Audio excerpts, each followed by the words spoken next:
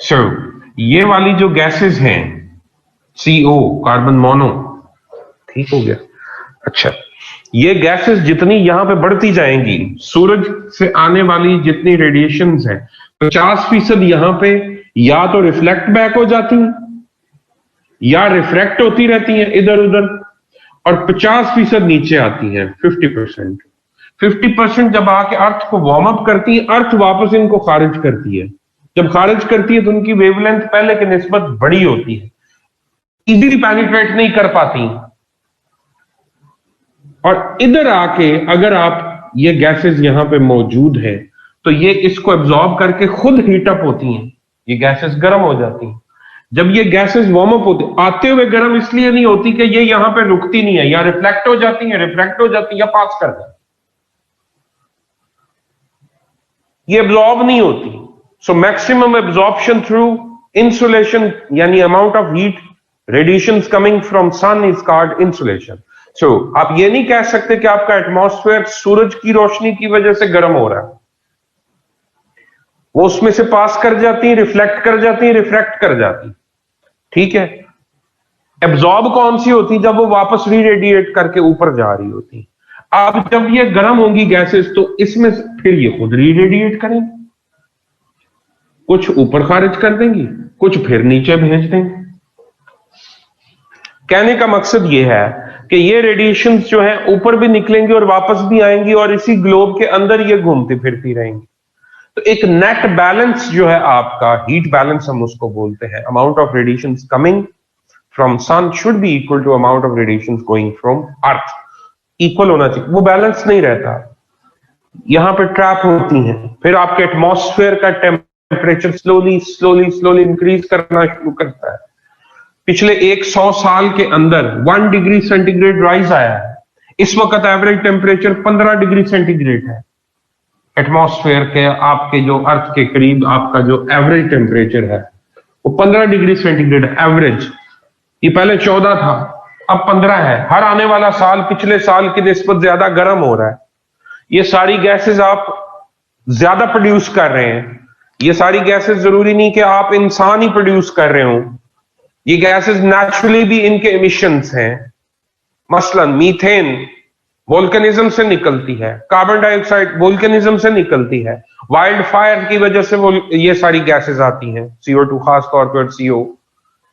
इसी तरह से ये गैसेस रिलीज हो रही हैं, मीथेन रिलीज होती from the bottoms of the ocean.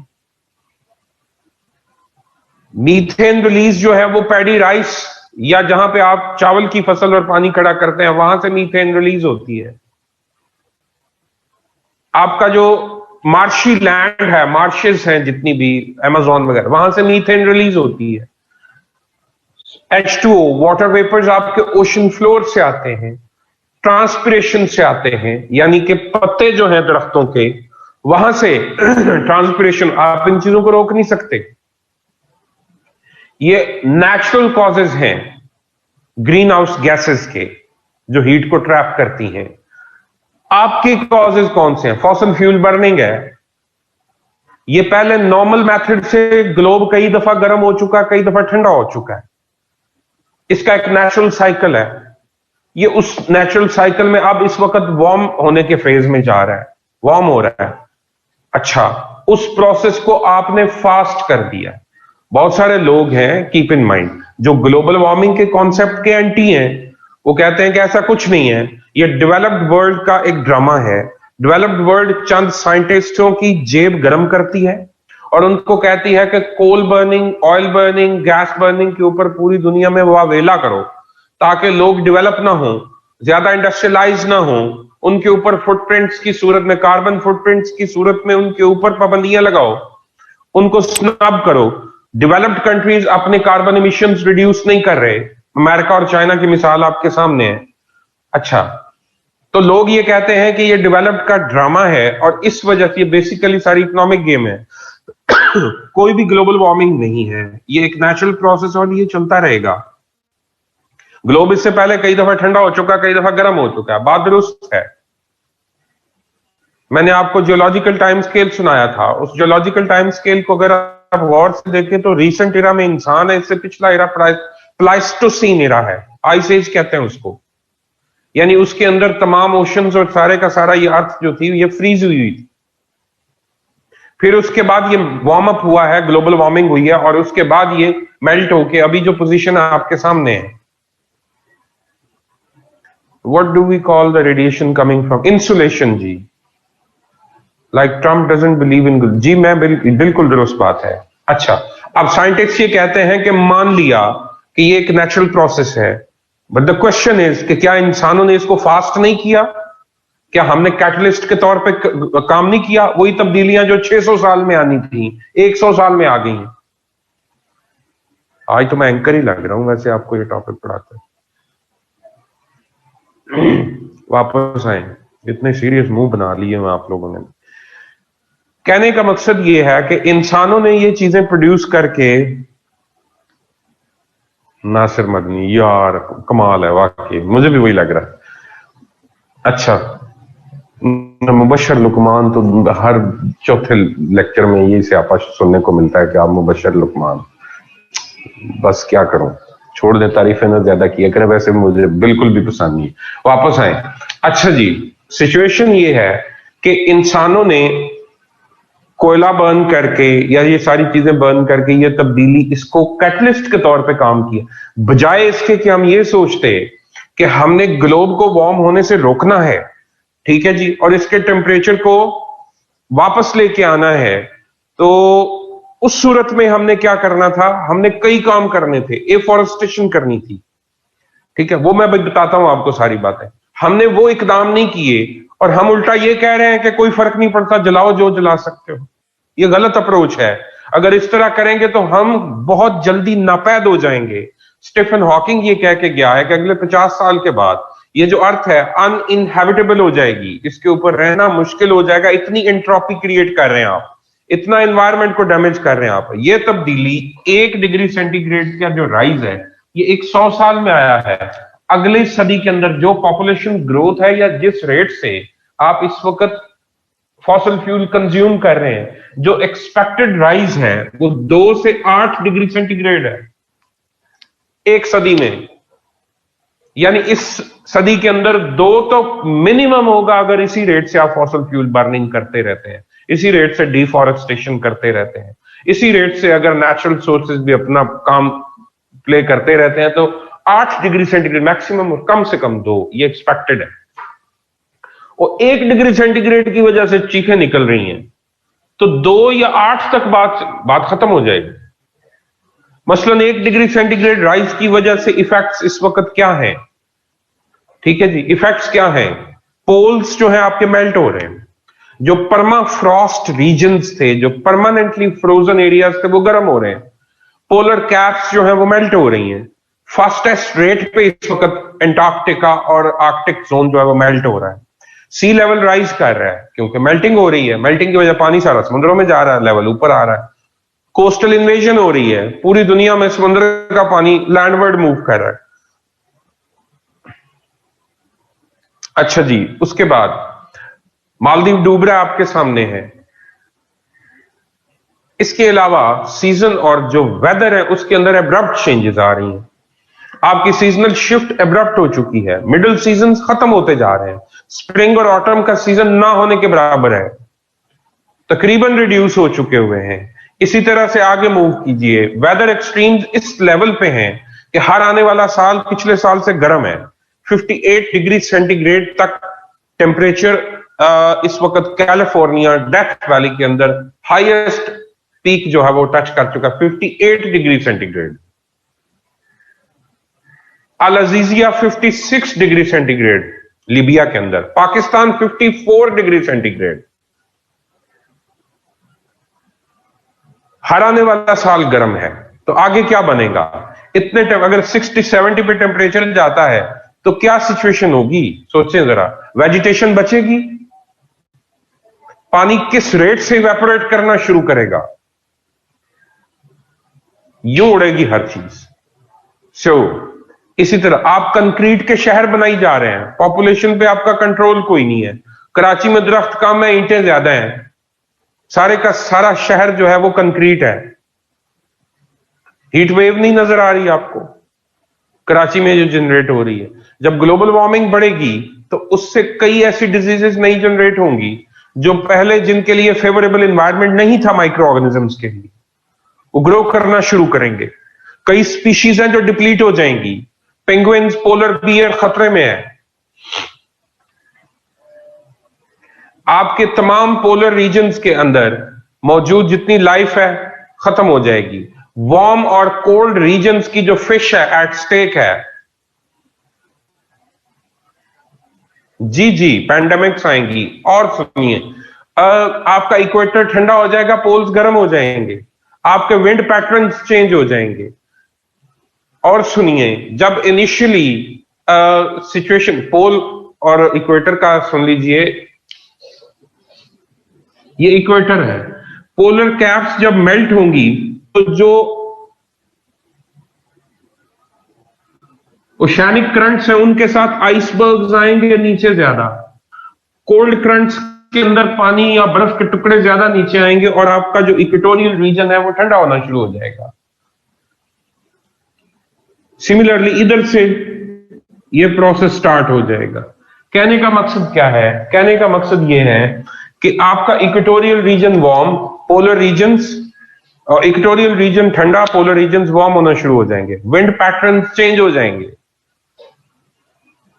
फसलें ये नहीं रह जाएंगी उन एरियाज के अंदर, ये तब्दील होना शुरू हो जाएंगी। कुछ एरियाज को फायदा होगा, वहां पे बारिशें ज्यादा हो सकती हैं, वहां पे पानी आ सकता है, फर्टिलिटी बढ़ सकती है। बहुत सारे एरियाज जो वो बैरन हो जाएंगे। और उस नतीजे में क्या होगा? मैसिव स्केल पे माइग्रेशन होगी। तो पूरा एक मजमून है जो इसके ऊपर आप लिख सकते हैं। ठीक है जी। अच्छा, और वेदर एक्सट्रीम्स, समर, जी बिल्कुल दुरुस्त बात आप कर रहे हैं मुस्तफा। समर का जो स्पैन है वो नाराय सुई, शाबाश। एक्सट्रीम्स ऑफ बोथ, जी बिल्कुल दुरुस्त। ग्लोबल वार्मिंग के ऊपर इस दफा अगर आ जाए, अल्लाह करे आपको ऐसे, तो मौजे मारे, अच्छे से तैयार करें, इसमें फेल होने के चांसेस बहुत कम है इंशाल्लाह। अच्छा जी, तो ये सब कुछ है। अच्छा, इनिशियली मेल्टिंग की वजह से दरियाओं में पानी ज्यादा आता, फ्लडिंग होती। जैसे पाकिस्तान में ग्लेशियर्स पाकिस्तान के बहुत तेजी से डिप्लीट हो रहे हैं। भूटान का 50% एरिया डिप्लीट हो चुका है ग्लेशियर्स का। वहां पे पहले लेक्स बनी, अब वो लेक्स भी उड़ गई, ड्राई लैंड है, बैरन लैंड है। पाकिस्तान के ग्लेशियर्स बड़ी तेजी से डिप्लीट हो रहे हैं। पाकिस्तान के ग्लेशियर्स कंटामिनेट भी हो रहे हैं, डिप्लीट भी हो रहे हैं। आपका जो इंडिजिनस वाटर रिजर्व है वो खत्म हो रहा है। अब आगे क्या होने वाला है? जब ये खत्म हो जाएगा तो फिर यही दरिया खुश्क होना शुरू हो जाएंगे। जब बारिशें होंगी तो पानी आएगा, वरना नहीं आएगा। ड्रॉट्स आएंगे, पूरी दुनिया में ये सिस्टम चलेगा। फारूक ज़ैब नजीर, इंशाल्लाह। ये क्या कह रहे? साउंड्स लाइक क़यामत। तो ऐसे ही है बच्चे, और क्या। पाकिस्तान तो बहुत तेजी से डिजर्टिफिकेशन की तरफ बढ़ रहा है। पाकिस्तान को ईस्ट और वेस्ट दोनों तरफ से, पाकिस्तान लोअर रिपेरियन है, ये मैं बात पहले भी आपको समझा चुका हूं। पाकिस्तान दोनों तरफ से अगर पानी रुकता है, पाकिस्तान के लिए बहुत ज्यादा इश्यूज हो जाएंगे। पाकिस्तान को लोकल वाटर अपना जो है उसको बचाना होगा। ड्रॉट वाले चैप्टर में मैं आपसे बातें कर चुका हूं ये सारी। आपको अपनी हार्वेस्टिंग करनी होगी, local water, local fresh water की हार्वेस्टिंग करनी होगी, उसको सेव करना होगा। ठीक हो गया? अच्छा, अल्लाह आपका भला करे। कर क्या सकते हैं? जिस तरह ओजोन को रिपेयर करने के लिए स्टेप्स लिए हैं, कोशिशें की हैं, उसके पॉजिटिव इंपैक्ट्स हैं, इधर भी करने पड़ेंगे। फॉसिल फ्यूल बर्निंग रिड्यूस करें, non renewable to renewable shift हो। ठीक है जी। ग्लोबल अप्रोच अडॉप्ट करें, ग्लोबल लेजिस्लेशन करें इसके ऊपर। ठीक है जी। क्योटो प्रोटोकॉल के तहत जैसे कार्बन फुटप्रिंट्स की आपने लिमिटेशंस लगाई हैं, लगाएं। दरख्त लगाना जो है वो हर प्रोजेक्ट के साथ नथी करें। मल्टीनेशनल्स को इन्वॉल्व करें फॉर वेजिटेशन। ग्लोब का बेड़ा गर्क करने में भी तो इनका किरदार है, तो ग्लोब ठीक करने में ये किरदार क्यों नहीं अदा कर सकते? ये बात दुरुस्त है, ये सारी एंट्रोपी इंसानों ने खुद अपने लिए क्रिएट की हुई। इसको ठीक करने के लिए भी इंसान अगर मैसिव स्केल पे दरख्त लगाए, एयर प्यूरिफिकेशन के प्रोजेक्ट्स पे काम करे, हवा को साफ करना शुरू करे, कार्बन डाइऑक्साइड सक्शन स्टार्ट करे, मीथेन सक्शन शुरू करे, वाटर वेपर सक्शन शुरू करे एयर से, फिल्टर्स लगाएं जिस तरह चाइना कर रहा है। ग्लेशियल मेल्टिंग जो है उसके रेट को रिड्यूस करने के लिए शीट्स यूज की जा सकती हैं जो लाइट को रिफ्लेक्ट करती हैं, पॉलिश्ड शीट्स होती हैं, वो यूज की जा सकती हैं ताकि आपके पोल्स जो है वो बच सकें। मल्टीनेशनल ग्रीन मार्केटिंग का नेम लेकर ग्रीन वॉशिंग शुरू कर दी है, ऐसे ही है। और सुने, आर्टिफिशियल ग्लेशियर्स बनाए जा सकते हैं पानी को फ्रीज करके, तो आइसबर्ग्स बना के उनको आप पाइल अप करते जाते हैं। ये एक बहुत बड़ा प्रोजेक्ट है। आप अगर YouTube पे जाएंगे ग्लोबल वार्मिंग को काउंटर करने के लिए क्या क्या प्रोजेक्ट्स पाइपलाइन में हैं, तो वो आप देख सकते हैं। ये सारी चीजें वहां पे आपको मिलेंगी। दे आर ट्राइंग, अभी ये इंप्लीमेंट नहीं हुए, एक्सपेरिमेंट्स हो रहे हैं कि इन चीजों को हम किस तरह से रोक सकते हैं। ठीक हो गया। ग्लोबल वार्मिंग की एक और बहुत बड़ी कॉज जो है वो प्लेट टेक्टोनिक भी है, keep in mind.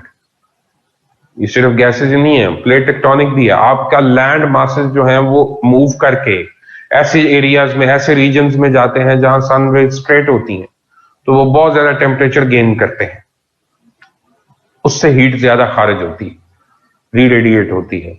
Tectonic plate की वजह से वोल्केनिज्म ज्यादा होता है। ठीक है जी। सो टेक्टोनिक प्लेट्स या टेक्टोनिक मूवमेंट्स जो हैं वो भी कॉज है ग्लोबल वार्मिंग की।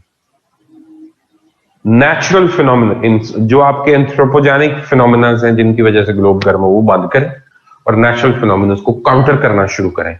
तो उस सूरत में आप ये जो रेट ऑफ वार्मिंग है इसको स्लो कर सकते हैं, 5-6 सदियां अपने लिए टाइम ले सकते हैं। और अगर आप इतने एडवांस हो जाएं कि इन चीजों को मैनेज कर सके, बैलेंस को मेंटेन कर सके, हो सकता है आप इसको रोकने में भी कामयाब हो जाए। Is it okay?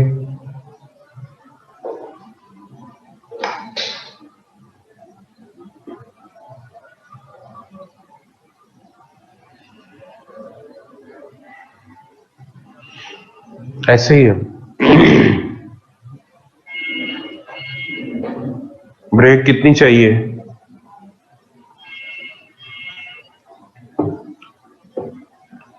अब इस पे मजमून लिख लोगे, होप दिखानी है कि अगर ये काम किए जाएं, नेचुरल फिनोमिना को काउंटर किया जाए और मैन मेड जो रीजंस हैं उनको बंद किया जाए,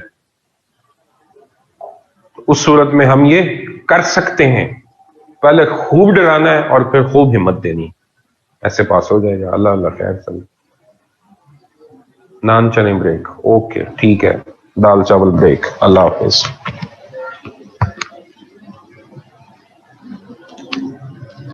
आता है उससे पहले 1750 में इंडस्ट्रियल रेवोल्यूशन है।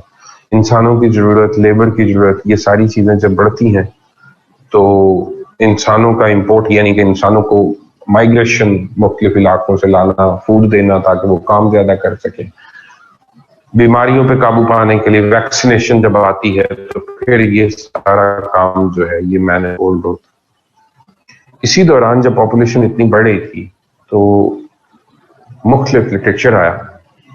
माल्थस ने थ्योरी दी कि जिस रेट से पॉपुलेशन अब आप बढ़ा रहे हैं, आपकी अर्थ इतनी पॉपुलेशन को फीड नहीं कर पाएगी। बहुत जल्द आपकी पॉपुलेशन जो है वो इंक्रीज कर रही है 1, 2, 4, 8, 16, 32 इस हिसाब से। और आपके रिसोर्स ज्योमेट्रिक प्रोग्रेशन, और आपकी जो रिसोर्सेज हैं वो अरिथमेटिक प्रोग्रेशन के साथ बढ़े। रिसोर्सेज की ग्रोथ बहुत स्लो है और आपकी जो पॉपुलेशन की ग्रोथ है वो बहुत फास्ट है। एक बात तो आपके रिसोर्सेज जो हैं वो बहुत जल्द, माल्थुसियन थ्योरी कहते हैं हम इसको, माल्थस की थ्योरी है ऑफ पॉपुलेशन ग्रोथ। अच्छा, ये बातें आपने नहीं, मैं वैसे आपको एक बैकग्राउंड दे रहा हूं ताकि आपको इस बारे में थोड़ी क्लैरिटी हो जाए। जब उसने ये बातें की तो उसने 2 थॉट्स दिए। एक उसने कहा कि ये मसला है, रिसोर्सेज कम हो जाएंगे। दूसरा प्रॉब्लम उसने कहा फिर नेचर, देन दूसरा पार्ट है उसकी थ्योरी का, then nature will come into action, और वो फिर पेंडेमिक्स आएंगी, ड्रॉट्स आएंगे, साइक्लोन्स आएंगे, यानी डिजास्टर्स आएंगे, सिविल वॉर्स होंगी और इंसान मरेंगे, और ये जो पॉपुलेशन आपकी बढ़ी हुई है, नेचर इसको वापस ले आए। पहला हिस्सा तो साइंटिफिकली ठीक है, दूसरा जरा देवमालाई किस्म का है, लेकिन अब मुझे तो लगता है दूसरा भी ठीक ही है उसका। बहरहाल पहले हिस्से के ऊपर बहुत ज्यादा कंसंट्रेशन हुई और यहाँ पे बहस हुई इसके ऊपर, नहीं थोड़ा सा फर्क है दुआ मन नेचुरल सिलेक्शन से। अच्छा,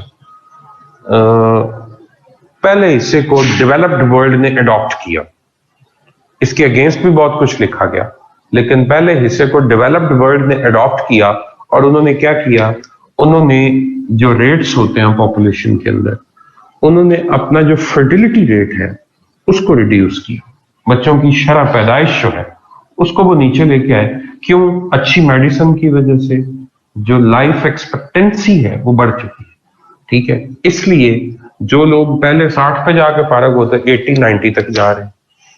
अच्छा, पहले अगर 4 बच्चे हैं तो उनमें से 2 जो हैं खुदा ना खास्ता रेशो के हिसाब से, बहुत सारे बच्चे जो हैं वो इनिशियल डिजीजेस वैक्सीन ना होने की वजह से डिजीजेस की नजर हो जाते, लेकिन वैक्सीनेशन आ चुकी थी, अब जितने पैदा हो रहे थे वो ज्यादातर उसमें से सरवाइव कर रहे थे, तो इसलिए पॉपुलेशन ज्यादा, तो एक ही हाल था कि बच्चों के पैदा करने की जो तादाद है उसको रिड्यूस किया। मारना तो कोई हल नहीं था बैलेंस करने के लिए, फर्टिलिटी रेट और बर्थ रेट, जी बिल्कुल, इसको रिड्यूस किया गया। उसके बाद दूसरा काम क्या किया गया कि उन्होंने एक टारगेट बनाया कि हमने इतना रिड्यूस करना है कि 0 ग्रोथ रेट अचीव कर लें, कि हमारी पॉपुलेशन ग्रो ना करे, उतने पैदा करें जितने मार रहे हैं, और उन्होंने अचीव कर लिया। बल्कि अब तो कई ममालिक हैं जिनकी पॉपुलेशन रिड्यूस हो रही। डेवलपिंग वर्ल्ड का मसला यह है कि ये किसी भी थॉट को अडॉप्ट करने में बहुत टाइम लेते हैं, इनके रिलीजियस, सोशल और कई तरह के प्रॉब्लम्स, इकोनॉमिक प्रॉब्लम्स इवन सामने आते हैं चीजों को अंडरस्टैंड करने में, और डिसीजन टेकिंग इनकी बहुत स्लो होती। South Asia, Africa, south America, Asia तकरीबन तो चंद ममालिक निकाल दे, बाकी सारा एशिया ही है, इन्होंने नहीं इस बात को समझा, और ये पॉपुलेशन उसी तरह से पाकिस्तान इस वक्त दुनिया में पॉपुलेशन ग्रोथ रेट के लिहाज से पहले नंबर पर, सबसे ज्यादा बच्चे पैदा करने वाली कौम पाकिस्तानी। फिर भी कहते हैं कि पोलियो के कतरे ना पिलाएं क्योंकि उससे फर्टिलिटी रेट इफेक्ट होता है। क्या कहने आपके, अल्लाह करे हो ही जाए, ठीक है जी। और मतलब ये देखें कि हर प्रॉब्लम की ये चीज जड़ है।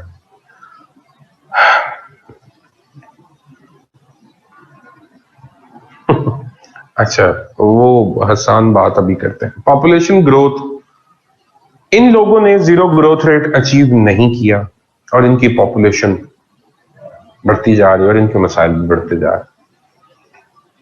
रिलीजियस फैक्टर है, हमारे यहाँ रिलीजियस इंटरप्रिटेशन इसके ऊपर जो है उसका इशू है। बहरहाल जो इंटरप्रिटेशंस हैं प्रो कॉन्ट्रासेप्टिव्स या प्रो फैमिली प्लानिंग वो भी मौजूद हैं। वो लोग राय ये रखते हैं कि अगर एक बच्चा पैदा हुआ है तो उसको 2 साल तक मदर फीड चाहिए, और 2 साल के बाद आप प्रेगनेंसी जो है माँ की सेहत के लिए जो है, जब तक वो मदर फीड कर रही है तो दे रही है, तो उस वक्त तक प्रेगनेंसी नेक्स्ट नहीं होनी चाहिए, ठीक है, अदरवाइज उसके लिए अपने लिए डेफिशिएंसीज आ सकती।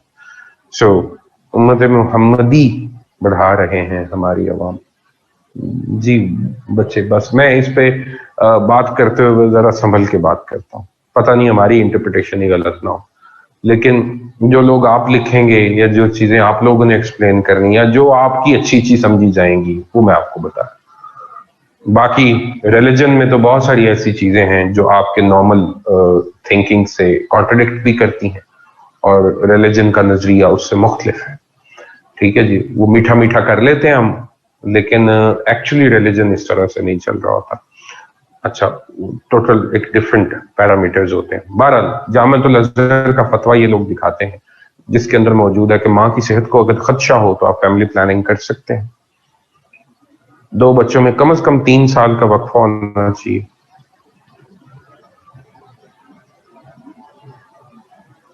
नहीं, इस्लामिक कॉन्सेप्ट है, मैं ये नहीं कह रहा, बिल्कुल इस्लामिक कॉन्सेप्ट है और मैं उसी को आपके सामने एक्सप्लेन करने लगा हूं। लेकिन बातें कुछ डिफरेंट भी हैं, मैं उस बहस में नहीं पढ़ना चाहता। मैं ये डरते हुए कि मेरे से कोई गलत इंटरप्रिटेशन ना हो जाए इसलिए कह रहा हूं। देखिए, ये जो सर्टन चीजें हैं, मदर फीड मस्ट है, उस बच्चे का हक है और ये दीन ने दिया। आपकी इत्तला के लिए, मैं चाइल्ड प्रोटेक्शन ऑफिसर अराउंड 2 साल के लिए यूनिसेफ में काम करता हूं। जितना डिटेल्ड चाइल्ड राइट्स, चिल्ड्रन के जो राइट्स हैं, वो मौलाना अशरफ अली थानवी ने इस्लामिक पॉइंट ऑफ व्यू से डिजाइन किए हुए हैं, यूनिसेफ के चार्टर पर भी नहीं। आप हैरान हो जाए, मोर देन 55 के करीब बेसिक राइट्स हैं एक बच्चे के। उसमें जो बड़े बड़े मोटे राइट्स हैं, उसमें जनाब उसका पार्टिसिपेशन का राइट है, ठीक है जी, लाइफ का राइट है, फूड का राइट है, ठीक है जी, और पेरेंट्स के साथ इन कांटेक्ट रहने का पूरी डिटेल। 12 कहने का मकसद ये है कि गवर्नमेंट अगर ये समझे, मौजूदा इस्लामिक गवर्नमेंट अगर ये समझे कि उनके अवाम की जो पैरामीटर्स हैं, जो लिविंग स्टैंडर्ड्स हैं,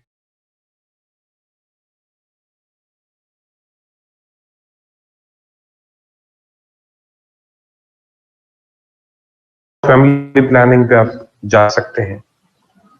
3 साल का गैप अगर आप बच्चों में करें तो लॉजिकली आप 2 या मैक्सिमम 3 बच्चे पैदा करेंगे। इसके बाद माँ की उम्र इतनी हो जाती है कि उसके बाद अगर वो बच्चा या बेबी बर्थ पे जाती है तो उस सूरत में उसकी लाइफ एट रिस्क हो सकती है। मॉडर्न जो इस वक्त जो पैरामीटर्स हैं हेल्थ के, वो अलाउ नहीं करते उसको। करंट इकोनॉमिक सिचुएशन, पॉवर्टी को देख के पाकिस्तान की हम इज्तिहाद भी तो कर सकते हैं। जी, मैं वही अर्ज कर रहा हूँ कि गवर्नमेंट इसके ऊपर एक्शन या फैसला ले सकती है। गांधी साहब तो यही इंटरप्रिटेशन करते हैं, ठीक है जी। और लेकिन जो लोग इस चीज को नहीं मानते वो कुछ आयात पेश करते हैं और उनको वो खुद से कहते हैं कि उम्मत को बढ़ाना चाहिए और रिज्क के खौफ से औलादों को कत्ल मत करें। वो इस तरह के वो कहते हैं कि तवक्कल फिर कहां पे रह जाता है। वो 12 कॉन्ट्रडिक्ट करती हैं, लेकिन इसमें भी गवर्नमेंट का रोल मेजर है और रोल चाहिए हमें जो बड़े उलमा हैं हर फिका के, कि वो आए और इसको एक्सप्लेन करें, ठीक है। अगर उन्होंने पॉपुलेशन बढ़ानी है तो फिर उसके अगेंस्ट जो पॉपुलेशन का इस वक्त हाल है उसको भी एक्सप्लेन करें, ठीक है जी। तो ये बहस एंडलेस है, माजरत से। वो कहेंगे कि चाइना दुनिया की सबसे बड़ी पॉपुलेशन है तो वो भी तो मैनेज कर ही रहे हैं। इंडिया इतनी बड़ी पॉपुलेशन है, वो मैनेज कर रहे हैं। तो उनकी मिसालें तो देना आसान है, लेकिन ये है कि इंडिया को अगर आप मिसाल समझे तो फिर अल्लाह ही आपका हाफिज है। चाइना की ली जा सकती है। सो मैसिव पॉपुलेशन के साथ भी कंट्रीज ग्रो कर रहे हैं, कम पॉपुलेशन के साथ भी कंट्रीज जो हैं वो ग्रो कर रहे हैं, और कम पॉपुलेशन के साथ कंट्रीज में मसाइल भी हैं। सो हर तरह की एग्जांपल्स आपको मिलती हैं, डिपेंड्स कि आपने किस कॉम्प्रिहेंशन पे जाना है। 12 आप लोगों ने एक्सप्लेन यही करना है कि पॉपुलेशन ग्रोथ कंट्रोल करनी है, हमने मदर फीड को इंश्योर करना है। True interpretation of Islam according to हमारे नजदीक या सीएसएस के पॉइंट ऑफ व्यू से ट्रू इंटरप्रिटेशन ऑफ इस्लाम यही है कि फैमिली प्लानिंग ठीक है। उसके बाद जनाब आपने ये 12 आपने प्रो पॉपुलेशन कंट्रोल जितनी चीजें हैं उनको नॉर्मल तरीके से एक्सप्लेन करना है। मैं आपको ये समझाना चाहता हूं, आपके लिए ये बात ठीक है। वैसे तो आप फतवा दे सकते हैं, ना मैं दे सकता हूं ना इसमें, लेकिन जरूरत है इसके ऊपर डायलॉग की जरूरत है। अच्छा, most basic mother feed sir, लोग इस पे नहीं जाते और इस तरह बस 3 बेबी ही हो सकते। मैं वही अर्ज कर रहा हूं ना जी, तो 3 भी ज्यादा में से 2 बच्चे होने चाहिए। लड़के लड़कियों की आजकल जिस उम्र में शादी होती है वो अपनी तालीम मुकम्मल करते हैं। और एक चीज और, इनको कोई ये क्यों नहीं समझाता कि जब तक बच्चा अपने आप को, लड़का अपने लिए छत और अपने लिए खाना, या किसी की बेटी जिसको ब्याह के उसने लेके आना है उसके लिए वो खाना पीना और उसके कपड़े लते का इंतजाम करने के काबिल नहीं होता, तो ये जुल्म है कि उसको बेटी दे दी जाए और वो मतलब कि बेकार आदमी है या करता कुछ नहीं और उसके पास ये चीजें नहीं है, ये उसको करना पड़ेगा। इकोनॉमिक बाइंडिंग्स मेल मेंबर के ऊपर है, उसे हर सूरत में जो है वो कुछ कमाना है। ठीक है, ये दुनिया है, ये कोई जन्नत नहीं है कि यहाँ पे आप बैठे रहें और आप करें कुछ नहीं और आप सारा दिन तसव्वुफ और सूफी बन के बैठे रहें। जी मैं no, you have to work. ठीक है जी। सो ये चीजें भी पहले देखनी चाहिए, या तो गवर्नमेंट इसमें हाउस फैसिलिटी गवर्नमेंट दे दे, फिर शादियां जल्दी करवा ले। ये सारी चीजें जब आप सर्कल में लेके आएंगे तो हल निकलते हैं, ऐसा नहीं है। इज्तिहाद की जरूरत है, इस पर बैठने की जरूरत है। गवर्नमेंट जो है in case of absence of job, in case of unemployment, government या तो उस सूरत में आपको कोई स्टाइपेंड दे दे। ठीक है, अगर ऐसा कुछ भी नहीं है तो फिर किस तरह से कोई मतलब कि इन इस्लामिक कल्चर जहां पे फीमेल के ऊपर कोई इकोनॉमिक बर्डन नहीं है, एक ऐसे बंदे के पल्ले लड़की को बांध दिया जाए जो कमाता कुछ नहीं। हाँ, ये भी गलत है कि वो जी बहुत ज्यादा कमाता हो, ये असराफ में है, ये लालच में है, ये ग्रीड है, इससे बचना चाहिए। ठीक है, लेकिन एक मिनिमम थ्रेशोल्ड जो है उसको मेंटेन करना चाहिए और उसको पहले हर सूरत में जो है वो कंफर्म करके फिर आगे बढ़ना चाहिए। और वो कंफर्म करते करते आज बच्चों को पढ़ते पढ़ते 30 इयर्स की उनकी एज हो जाती है। तो 30 इयर्स के बाद अगर आप बेबी बर्थ पे जाते हैं लड़कियां, तो आप इमेजिन करें कि उसके बाद सिचुएशन क्या डेवलप होती है। 3 बच्चे भी अगर वो पैदा करें तो मदर की एज उस वक्त 40 के करीब पहुंच चुकी होगी। 40 के करीब जाके अगर आप बेबी बर्थ कर रहे हैं या उसमें, तो मेडिकल रीजंस उसमें से फिर निकलती हैं और आप इसलिए 2 बच्चे 36, 37 तक की एज तक आप 2 बच्चे पैदा करें, मोर देन इनफ। जी बिल्कुल, बच्चे क्यों नहीं कर सकते, आप इज्तिहाद का पॉइंट बिल्कुल मेंशन कर सकते हैं। इंटरप्रिटेशन है कि निकाह कर दो रिस्क आता है, हाँ बिल्कुल दुरुस्त बात है ये आपकी, लेकिन इसके ऊपर बाकायदा एक्सप्लेनेशंस मौजूद है। ठीक है जी, हमारा प्रॉब्लम ये है, मेरा और आपका, हम सबका, कि हम एक्चुअली दीनी मामलात भी हूद भाई से पूछते हैं जाके। ठीक है, दीन के ऊपर मामलात हम ऑथेंटिक उलमा से पूछें, यकीन करें बहुत सारी बातें क्लियर हो जाती और बंदा सोचता है यार हम तो सारी जिंदगी गलत सोचते हैं। मसलन हद नाफिज करने के बारे में मैं परेशान था, बड़ी लंबी स्टोरी है। मुझे लगता था इस्लाम में जो सजाएं हैं वो बड़ी इलॉजिकल सी हैं और बहुत सख्त है, और मतलब चोरी किसी ने की तो हाथ काट दो। वो ये सब बातें जब देखने में आई और जब डिस्कशन में आई तो उनकी कई कंडीशंस हैं। वो सारी चीजें जब सामने आई, मसलन रेप केस में आप कहते हैं जी कहां से गवाह लेके आए, तो ताजीरात के तहत जो सजाएं हैं वो भी बड़ी सख्त है। ठीक है, हद नाफिज होना तो एंड है ना, हद नाफिज होने से पहले की जो सजाएं वो भी बड़ी सख्त है। ये बाद में समझ आती है जब बंदा किसी नॉलेज वाले बंदे से पूछता है जिसकी वो फील्ड है। सो अपने पास से बैठ के चीजों के कीड़े निकाली जाना भी ऐसे ही है जैसे हाफ कुक्ड है आपको पूरा पता नहीं है और आप एतराज करी जा रहे हैं। जैसे हूद भाई प्रोफेसर साहब जो है, उनसे किसी ने पूछा आपने कुरान पढ़ा तर्जुमे के साथ, एंड ही सेड नो। उन्होंने कहा एतराज तो सबसे ज्यादा आप करते हैं। सो चीजें इस तरह से डेवलप नहीं होती। ठीक है, पूरी फिका को समझने के लिए जो उसको पढ़े हुए लोग हैं, जो उसके एक्सपर्ट हैं, आप फिजिक्स की चीजें माजरत से किसी लॉयर से तो नहीं पूछें। ठीक है, इसी तरह दीन से रिलेटेड जो चीजें हैं, जो लोग ऑथेंटिक समझते हैं आप दीन में, इसी तरह सारे लॉयर्स जिस तरह अच्छे नहीं होते, इसलिए सारे उलमा भी काबिल नहीं होते। जिस तरह सारे फिजिक्स पढ़ने वाले लोग साइंटिस्ट अच्छे नहीं होते, इसी तरह सारे उलमा पढ़ने वाले भी दीन को अच्छा नहीं समझते। जिस तरह आपको यह पता है कि चंद अच्छे डॉक्टर्स हैं, सारे डॉक्टर अच्छे हैं, इसी तरह आपको यह भी पता होना चाहिए कि ये अच्छे उलमा है, तो उनसे बहस करें, उनसे डिस्कशंस लें, उनकी बात सुनें उसके ऊपर, और फिर आपके जो ये चीजें हैं डेवलप हो जाएंगी। बहरहाल वापस है, पॉपुलेशन ग्रोथ दुनिया के लिए एक बहुत बड़ा इशू है राइट नाउ। पॉपुलेशन ग्रोथ की वजह से देखिए, आप 3 तरह की पॉपुलेशन के पैरामीटर्स होते हैं, चाइल्ड, यूथ और ओल्ड एज या ओल्ड, ये 3 उसकी major. So with all due respect to the ulama, the conflicting opinion amongst the ranks has caused a lot of divide. जी दुरुस्त बात है, if there is consensus is reached regardless of a decision, it will be much more beneficial. अल्लाह करे, आपकी बात दुरुस्त। Some countries have imposed high taxes on couples for more kids, can we mention this as well? जी बिल्कुल, ये techniques है, सारी की सारी पॉपुलेशन को कंट्रोल करने के लिए मेंशन कर सकते हैं आप। सुनिए जरा, population control according to UN definition 18 साल की उम्र तक बच्चा है, 18 से 64 एडल्ट है या यंग है, और इसलिए बहुत सारे सियासतदान अभी आपके यंग है, परेशान ना होकर। 64 प्लस ओल्ड एज।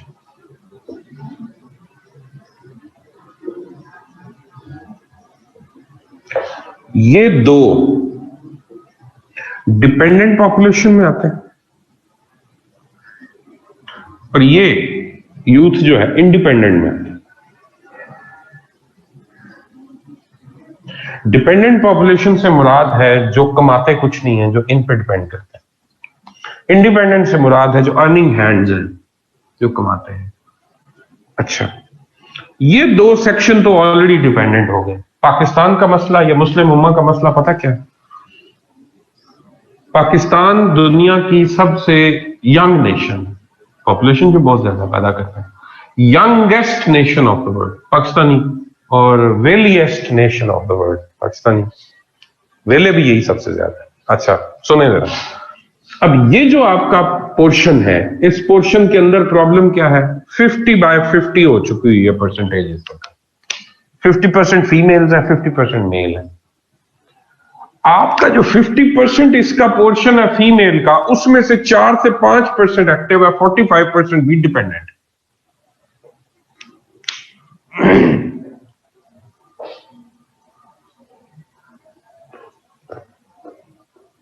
मतलब आपकी पॉपुलेशन का मैक्सिमम चंक डिपेंडेंट पॉपुलेशन है, इंडिपेंडेंट पॉपुलेशन आपकी बहुत कम है जो अर्निंग है।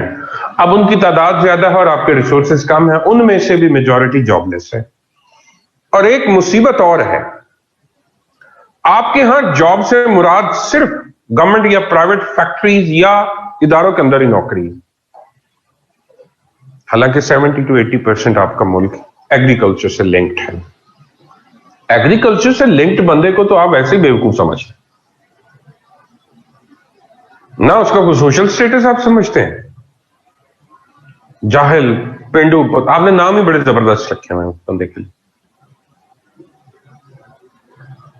और ना ही उसके लिए आपकी कोई, मैंने तो ना बजट में कभी कोई चीज देखी है। मिसाल देता हूं आपके सीएसएस की, चलें एग्जांपल देता हूं। अगर आप गवर्नमेंट एम्प्लॉय हैं तो आपको सीएसएस की एज रिलैक्सेशन मिल जाएगी 2 साल की। नॉर्मल एज रिलैक्सेशन 30 साल, अगर आप एम्प्लॉय हैं तो 32 साल। ओके, फर्क देखिएगा। अगर कोई बंदा वापडा का एम्प्लॉय है, अगर कोई बंदा डेस्कॉन में जॉब करता है, अगर कोई बंदा जॉब कर रहा है प्राइवेट हॉस्पिटल में, कोई एज रिलैक्सेशन नहीं। क्या वो बिजी नहीं है? वो काम नहीं कर रहा? गवर्नमेंट फिर सबको या तो जॉब दे, अगर नहीं दे रही तो फिर सबके लिए एटलीस्ट लॉस तो एक जैसे रखे। जो बंदा सारा दिन जमीनों में होता है, जमींदारा करता है, क्या वो काम नहीं कर रहा? क्या जॉब नहीं है? उसके लिए क्या इंसेंटिव रखा हुआ आपने? वापडा के एम्प्लॉय को 300 यूनिट फ्री दे रहे हैं, किस खाते में भाई? नौकरी भी दे रहे हैं, 300 यूनिट भी फ्री दे रहे हैं, उसको भी दे दें। एक तो उसके पास नौकरी नहीं है आपके कवायद ज़वाबत के मुताबिक, वो वैसे वेला है। एक तो उसके पास नौकरी नहीं है, ऊपर से उसको आप फ्री कुछ नहीं दे रहे। जिनके पास ऑलरेडी है उन्हीं को सब कुछ दिए जा रहे हैं।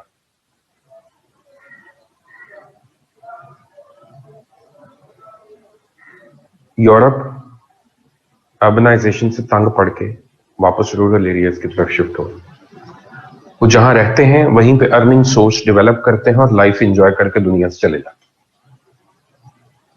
हमारा रूरल टू अर्बन माइग्रेशन का ट्रेंड है। हर बंदा बैरिया टाउन में जाके डीएचए में घर बनाना चाहता है। एक दौड़ लगी हुई। गांव के लोग जमीनें बेच के लाहौर आ रहे हैं, कराची जा रहे हैं, इस्लामाबाद जा रहे हैं, फैसलाबाद जा रहे हैं, मुल्तान जा रहे हैं। एग्रीकल्चर करने वाले को इज्जत दें फर्स्ट ऑफ ऑल। ये सिर्फ यूनिफॉर्म के लिए इज्जत ना रखें, बाकी लोगों को भी इज्जत दे दें, थोड़ी सी बचा लें, थोड़ी सी चुंगे में दे दें, बचे में थोड़ी सी। उनके लिए इंसेंटिव्स रखें, एग्रेरियन की रिस्पेक्ट करें, डेयरी फार्मर की रिस्पेक्ट करें, उसको भी कोई इंसेंटिव दे दें। अपने लिए तो आपने सब्ज नंबर प्लेटें भी रखी हुई हैं, ठीक है, कोई टीचर को रिस्पेक्ट दे दें जिसने आपकी कौम बनानी है, वो भी जरा अपने आप को थोड़ा सा इज्जतदार फील करके इस कौम पे थॉट्स की इन्वेस्टमेंट करना शुरू करें, टाइम देना शुरू करें, सीरियस ले उन बच्चों को। 9 to 1 सिर्फ वो अपने आप को स्कूल में रख के फिजिकल अपीयरेंस दिखा के निकलने पे बिलीव ना करे, कोई परफॉर्म करना शुरू करे। माजरत से ओवरऑल सिस्टम जो है उसकी सूरत हाल जो है वो बिगड़ी हुई। डिपेंडेंट पॉपुलेशन बहुत ज्यादा है, इंडिपेंडेंट पॉपुलेशन जो है भी उसमें से जो मैक्सिमम है वो इस वक्त ऐसे बिजनेस एक्टिविटीज के साथ लिंक्ड है जो बिजनेस एक्टिविटीज इस वक्त बहुत बुरे हालात का शिकार, मसलन एग्रीकल्चर इन पाकिस्तान। मैं गारंटी करता हूं, चले मैं आपको चैलेंज करता हूं, पूरे पाकिस्तान में चले जाइए, पाकिस्तान के 90% जिम्मेदार मकरूज हैं।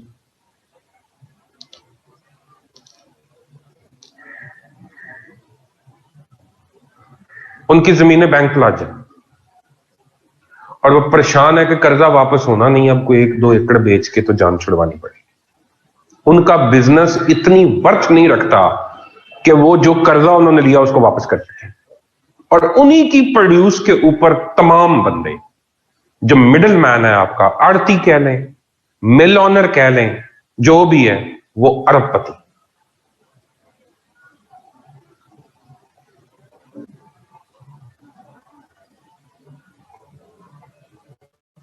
ऐसे ही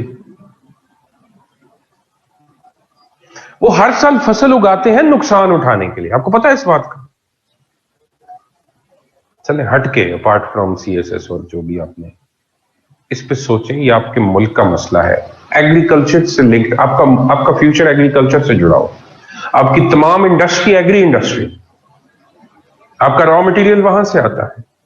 अगर फार्मर को बचेगा कुछ नहीं और अपनी कन्वर्जन ऑफ लैंड आप इस तरह से कर रहे हैं, तमाम एरेबल लैंड, काबिल जमीन जो है उस पर सोसाइटीज बना देंगे,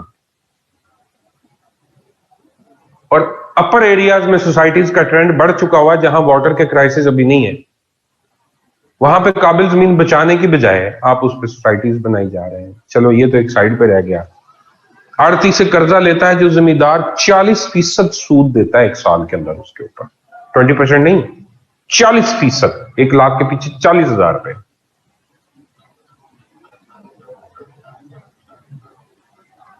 कोई पूछ, लोगों के इश्यूज ये हैं, आपके इश्यूज कुछ और होंगे। गवर्नमेंट में बैठे हुए आपने सारा दिन ये खेलना होगा, हमने जनाब फलां सड़क बंद कर दी तो स्मार्ट लॉकडाउन कर दिया तो ये कर।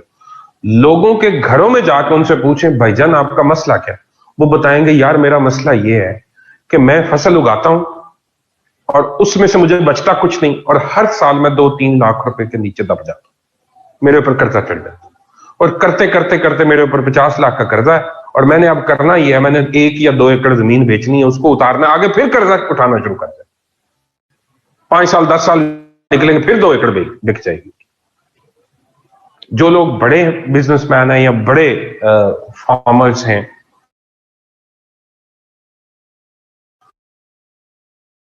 बच्चे जॉब्स करते हैं, अब्रॉड हैं, ओवरसीज हैं, वो पैसा भेजते हैं, उनके लिए जिम्मेदार अभी शुगल है। जिसका जीना मरना उसके ऊपर है उसको पूछेगा। सिंध में फ्लड आया, आपको पता है इस चीज का कि लोगों के साथ क्या बीतेगी? जीरो पे हैं वो इस वक्त। आपके ड्रामे खत्म नहीं होते, अब सारा दिन तकरीरें करते हैं टीवी पर बैठ के। आप किसी गांव में जाएं और लोगों से जाके पूछें, सियासतदान सबको भेज दें, तो मैं ये नहीं चार्ज लिया होता है कि हम आपके मसले ठीक करें। गांव के लोग तो जूते पकड़ के बैठे हुए हैं कि आओ जरा मैम आपकी मरम्मत करें आपकी तबीयत से। पीपल्स पार्टी को भी, पीटीआई को भी, माजरत से आपकी स्टैब्लिशमेंट भी जूते खाएगी अगर कहीं जाके बैठे। डिलीवरी है ही नहीं, लोग मर रहे हैं, भूख से मर रहे हैं। उनकी चीजें जब आती हैं तो उनके कमाने का, जब मिसाल देता हूं आपको, आटा महंगा हो गया, मंगवा लो जी। गंदम, जब आप गंदम बाहर से ले आएंगे, जिम्मेदार को अगले साल फिर उसी रेट पे बेचनी पड़ेगी। आप सरप्लस में होंगे, उसकी फिर पड़ी रह जाएगी, वो 800 900 1000 रुपए मान सेल करेगा। ठीक महीने बाद शॉर्टेज हो जाएगी और फिर वही मिडिल मैन जो है उसको 2600 पे ले जाएगा।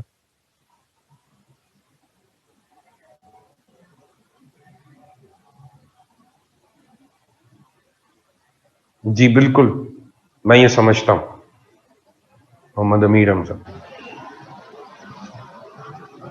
माजरत से, चूंकि ये आपकी 70% पॉपुलेशन का मसला है,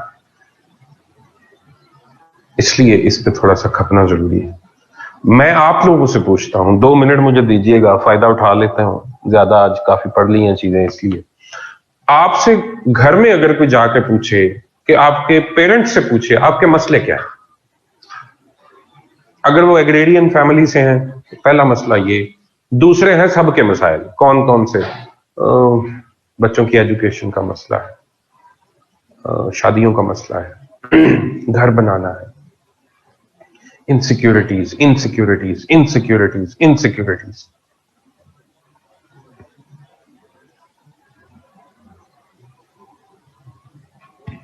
नहीं नहीं, ये 4 बड़े बड़े हैं, बाकी छोड़ दें। गवर्नमेंट कहां पे है? क्या इन चारों के आज तक किसी ने हल दिए?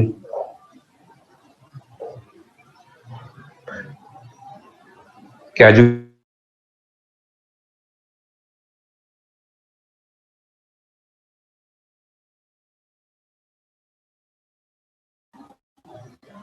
भूखा मरने की सूरत में जो एक टॉफी पे भी टैक्स लेने वाली रियासत है, वो आपको कोई पैसे देती?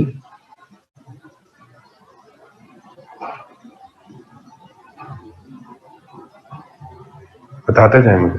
गवर्नमेंट एम्प्लॉय हेल्थ फ्री, जिम्मेदार करो ना हेल्थ फ्री उसकी भी, वो इस मुल्क का बासी नहीं है। मतलब मुझे इस चीज की समझ नहीं आ रही। एक बंदा ऑलरेडी जॉब होल्डर है, उसके पास पैसे हैं, उसके लिए हेल्थ फ्री, क्योंकि वो गवर्नमेंट के साथ एक कॉन्ट्रैक्ट में है, और इसलिए उसकी सेहत की, उसकी सारी जिम्मेदारी, इवन उसके पेरेंट्स की भी, बीवी की भी, बच्चों की भी। ठीक है, नौकरियां आप निकाल रहे हैं 60, तो क्या पूरे मुल्क में 60 नौजवान है? बाकी कहां जाए?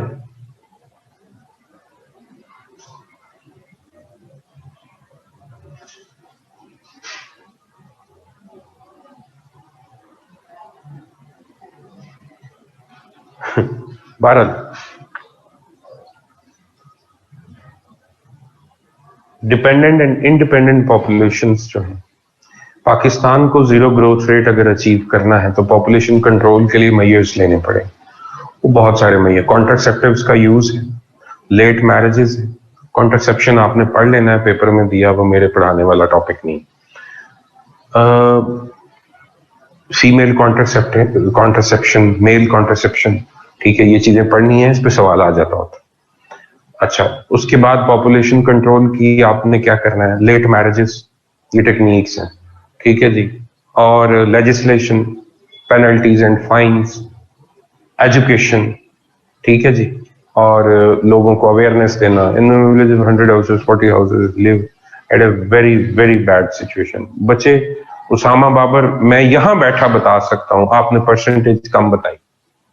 जो सफेद पोशी बरकरार करके भी बैठे हुए हैं, जो सफेद पोश बन के बैठे हुए हैं, वो भी अंदर जाके आप किसी दिन चेक करें, उनका भी हाल कोई नहीं होगा। मतलब वो कोई रियासत है जहां पे रहते हुए आपको ये महसूस हो कि मुझे शाम का खाना नहीं मिलेगा, या मुझे मतलब बीमार हो जाऊंगा तो मुझे इलाज नहीं मिलेगा, या मेरे पास घर नहीं है तो मुझे छत नहीं मिलेगी। डूब के मर जाना चाहिए उस मुल्क की अशराफिया को, उस मुल्क के हुक्मरानों को। तो फिर आप दे क्या रहे हैं आप हमारे लिए? एक और सवाल सुन, एक और मुसीबत सुन ले चले आज, आप अगर आपने छेड़ ही दिया तो।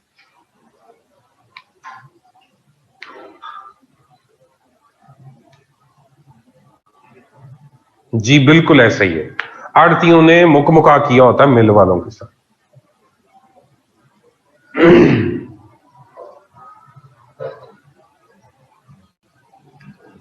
अगर हम ऐसे बात करें तो out of 100 all are suffering. So situations, बहरहाल कोई और बात मेरे ज़हन में आई थी बड़ी क्रिटिकल, निकल गई अब फिर से।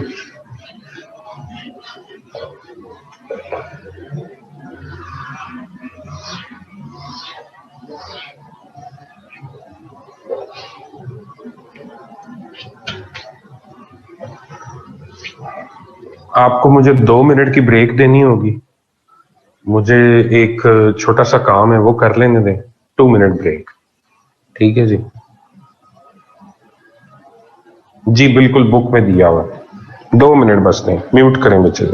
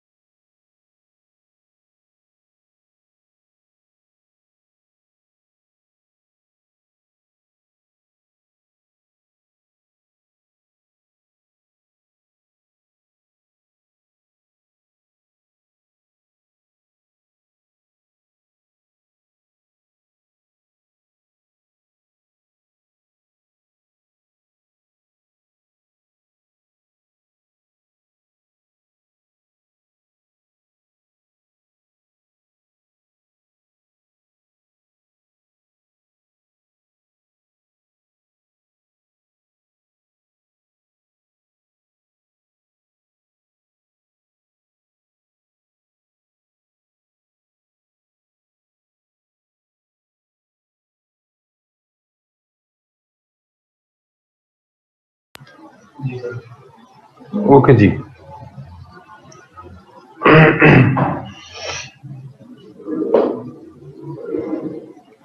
इसके बाद हमारे कुछ प्रोडक्ट्स ऑफ साइंस हैं।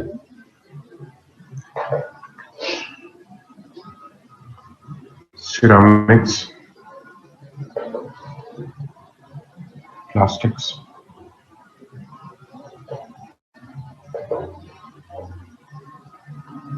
फर्टिलाइजर्स,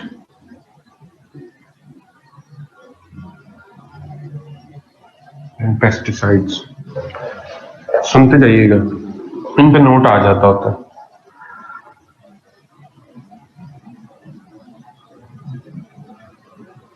कौन सा टॉपिक? पॉपुलेशन ग्रोथ या पॉपुलेशन कंट्रोल के ऊपर किसी भी हवाले से कोई भी नोट आ सकता है। सजेशंस पूछ सकता है इसे कंट्रोल करने के लिए, इसकी वजह से जो इश्यूज हैं वो पूछ सकता है।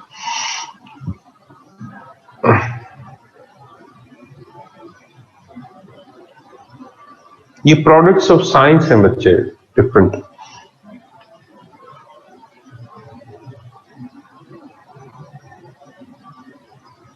उसके अंदर ये टॉपिक्स हमने पढ़ने। सिरामिक्स क्या है, सुनते जाइएगा। इनऑर्गेनिक, ये ऑर्गेनिक मटेरियल नहीं होता। इनऑर्गेनिक नॉन मेटेलिक मेटल्स नहीं होती हैं, क्लेई मटेरियल, ठीक है जी, उसको हम सिरामिक बोलते हैं। मिसालें ईंटें, टाइल्स, ग्लास, शीशा सिरामिक होते हैं। बर्तन, ये जितने घरों में आप मिट्टी के बर्तन देखते हैं, ये सारे सिरामिक हैं। क्या समझ नहीं आई? सिरामिक्स क्या होते हैं ये बता रहे। सिरामिक्स इनऑर्गेनिक नॉन मेटेलिक मट्टी से बने हुए materials, clay materials. Is it okay? इससे आगे भी मैंने कुछ नहीं बोला। ओके, सिरामिक्स जो होते हैं इनकी प्रॉपर्टीज सुनना जरा। सिरामिक्स ब्रिटल होते हैं, प्रेशर डालोगे क्रैक हो जाएंगे, बेंड नहीं होते। सिरामिक्स का मेल्टिंग और बॉइलिंग पॉइंट बहुत हाई होता है, यानी कि आप ईंटों के भट्टे इनके आप वो बनाते हैं, भट्टियां बनाते हैं जिसमें मेटल्स को आप मेल्ट करवाते हैं। इतना ज्यादा टेम्परेचर ये बियर कर सकते हैं। सिरामिक्स का मेल्टिंग बॉइलिंग पॉइंट बहुत हाई होता है।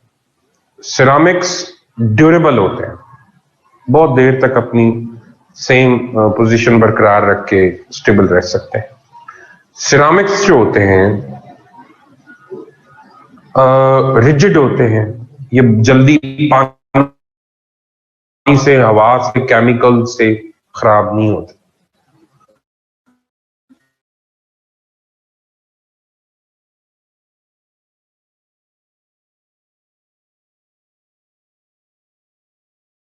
ऐड करेंगे फिर मेटालिक होता है।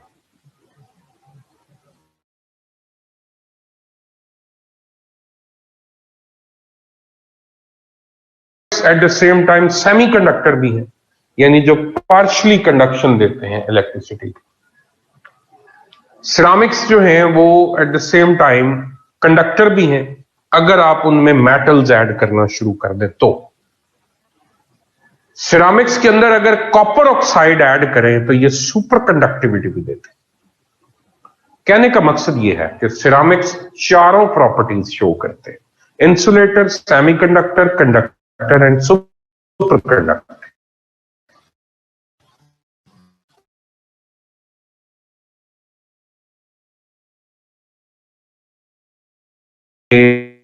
सबसे पहले तो कंस्ट्रक्शन के अंदर इनका बहुत इस्तेमाल।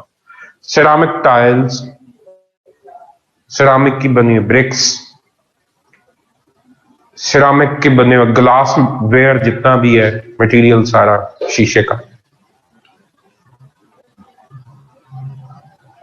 हाउस होल्ड यूज के अलावा, हाउस होल्ड में इसमें बर्तन है, चीनी के बर्तन। ये जो चीनी है इससे मुराद शुगर नहीं है, चीनी से मुराद है चाइना क्ले, ठीक है जी। ये चाइना क्ले क्यूलिनाइट को बोलते हैं। व्हाइट कलर की प्योर पाउडरी फॉर्म में मट्टी निकाली जाती और फिर उसको सिरामिक्स बनाने का ना एक प्रोसीजर होता है, वो भी सुने।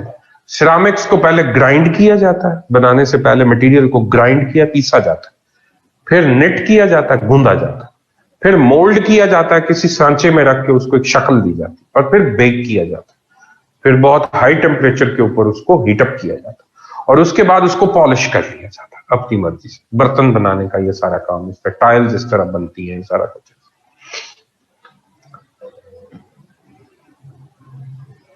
डिफरेंट है बच्चे, प्लास्टर ऑफ पेरिस इसमें नहीं आता, वो और चीज। मैन्युफैक्चरिंग स्टेप्स रिपीट कर देता हूं। पहला स्टेप है ग्राइंडिंग, दूसरा है निटिंग, तीसरा है मोल्डिंग, और चौथा है बेकिंग, और पांचवा वो आपकी मर्जी है पॉलिशिंग। वो जरूरी नहीं हर जगह पॉलिश हो, वो एक एक्स्ट्रा फीचर है।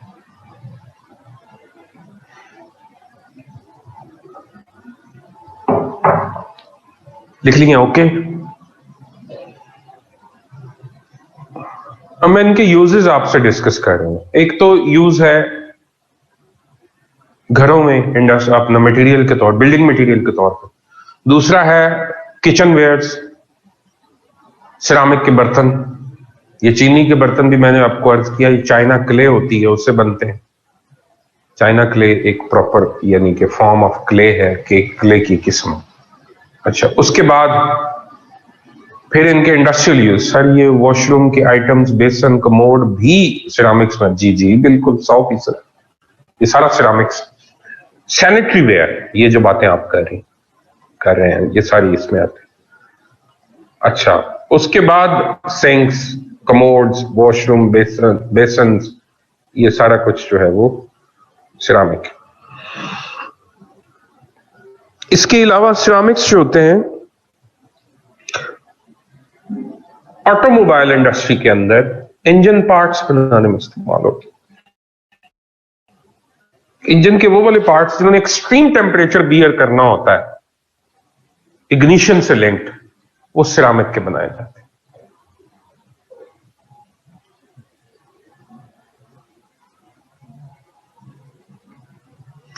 इसी तरह से सिरामिक से कटिंग टूल्स बनाए जाते हैं।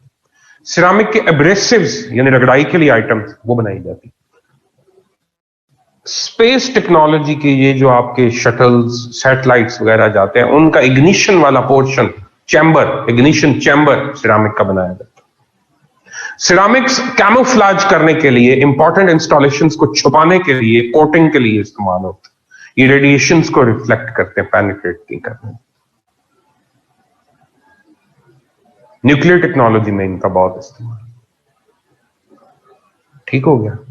सिरामिक्स का इलेक्ट्रॉनिक्स की इंडस्ट्री में बड़ा इस्तेमाल है। सेमी कंडक्टर्स को लेकर आप इलेक्ट्रॉनिक्स, कंप्यूटर चिप्स बनाते हैं। सिलिकॉन वैली इससे लिंक्ड है, कैलिफोर्निया। इंसुलेटर्स के लिए जी दुरुस्त है हसान अहमद, इंसुलेटर्स के तौर पे कपलिंग्स होती हैं, वो बनाई जाती हैं जिससे तारें गुजारी जाती हैं ऊपर से। ठीक है जी। अप्लायंसेस को बचाने के लिए बीच में जो इंसुलेटर्स इस्तेमाल किए जाते हैं वो सिरामिक्स के बनाए जाते हैं। लंबे चौड़े इस्तेमाल आप डिस्कस कर सकते हैं। प्लास्टिक्स पे आ जाए, ये इनऑर्गेनिक नहीं, ये ऑर्गेनिक है। प्लास्टिक्स ऑर्गेनिक होते हैं। प्लास्टिक्स नॉन मेटेलिक है, ये भी उन्हीं की तरह, इनमें मेटल्स नहीं होते। प्लास्टिक्स पेट्रोलियम प्रोडक्ट है, क्रूड ऑयल से एक्सट्रैक्ट किए जाते हैं। प्लास्टिक्स हाइड्रोकार्बन्स की चेन्स है।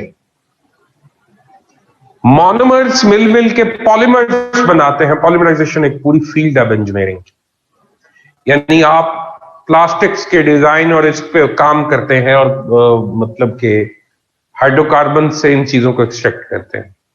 हाइड्रोकार्बन से मुराद है जितना ऑर्गेनिक मटेरियल होता है, ये हाइड्रोजन और कार्बन के बॉन्ड्स से मिलके बना होता है। जी बिल्कुल। तो पेट्रोलियम जो ऑयल एंड गैस है, क्रूड ऑयल है, उसमें से ये ड्राइव किए जाते हैं और वो भी कार्बन और हाइड्रोजन की चेन्स होती हैं। अहमद शाह। प्लास्टिक्स के प्रॉपर्टीज सुने जरा। प्लास्टिक की एक प्रॉपर्टी, ये ब्रिटल नहीं होता जैसे वो ब्रिटल था, ये बेंड हो जाते हैं, डक्टाइल होते हैं। प्लास्टिक्स जो होते हैं ये केमिकली इनर्ट होते हैं, एसिड बेस का रिएक्शन नहीं होता, उन पे भी नहीं होता, इस पे भी नहीं होता। प्लास्टिक्स जो होते हैं हीट सेंसिटिव होते हैं, हीट देंगे बेंड होना शुरू हो जाएंगे, मेल्ट हो सकते हैं, मोल्ड हो सकते हैं। प्लास्टिक्स जो होते हैं इंसुलेटर होते हैं, कोई और प्रॉपर्टी में से इलेक्ट्रिसिटी पास नहीं होती। प्लास्टिक्स लाइट वेट होते हैं, नॉन मैग्नेटिक होते हैं, मैग्नेट का कोई असर नहीं होता है, इनका वजन बहुत कम होता है। ठीक हो गया। अब है प्लास्टिक्स के यूजेस। भाई दुनिया का कोई ऐसा सेक्शन नहीं रह गया जहां प्लास्टिक इस्तेमाल नहीं हो, कोई काम ऐसा नहीं जहां प्लास्टिक इस्तेमाल नहीं हो। कपड़ों से लेके, जूतों से लेके, गाड़ियों से लेके, तमाम आइटम्स के अंदर, बिल्डिंग मटेरियल से लेके हर चीज में प्लास्टिक इस्तेमाल। पैकिंग मटेरियल के तौर पर लिस्ट ऑफ यूजेस। फर्नीचर,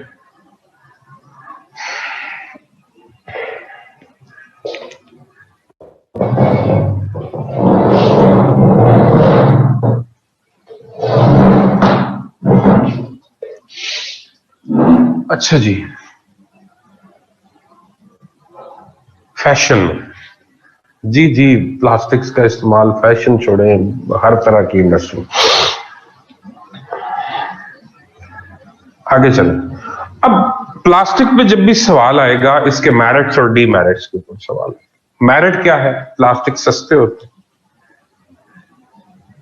जी, मैं अभी उसी तरफ आ रहा हूं। जरूरी नहीं हर वो चीज जो ऑर्गेनिक हो वो बायोडिग्रेडेबल, ये कोई लॉ नहीं है। ठीक हो गया। अच्छा, वापस आइएगा, जरा सुनिएगा।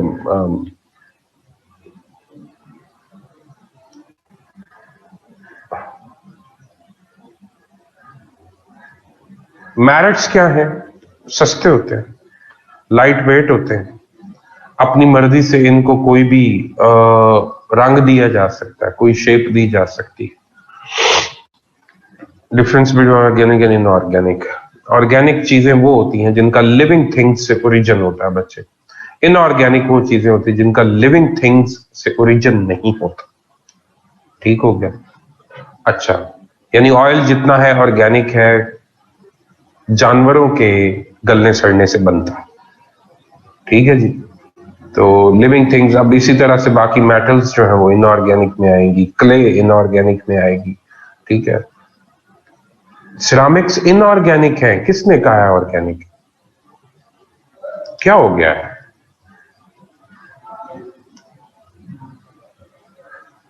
मैंने शुरू में कहा था ये इनऑर्गेनिक है, प्लास्टिक्स ऑर्गेनिक है। ठीक हो गया। अच्छा, वापस आए। मेरिट्स क्या है? प्लास्टिक का मेरिट सस्ता है, लाइट वेट है, अपनी मर्जी से मोल्ड किया जा सकता है।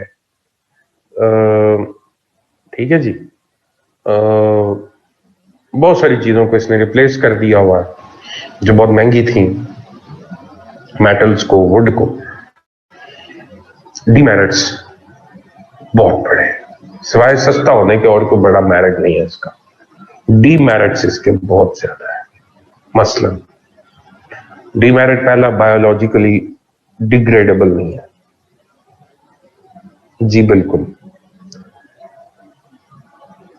बच्चे, प्लास्टिक्स जो है इनका ओरिजिन जो होता है वो क्रूड ऑयल है, इनका ओरिजिन जो है वो पेट्रोलियम प्रोडक्ट्स है। ठीक है, इसलिए हम इनको ऑर्गेनिक कहते हैं। और मॉडर्न जो अभी प्लास्टिक्स आपके बन रहे हैं वो रबड़ से बन रहे हैं और सेलुलोज से बन रहे हैं, उनका प्लांट ओरिजिन है जो भी बायोडिग्रेडेबल प्लास्टिक्स आए हैं। ठीक हो गया मुस्तफा?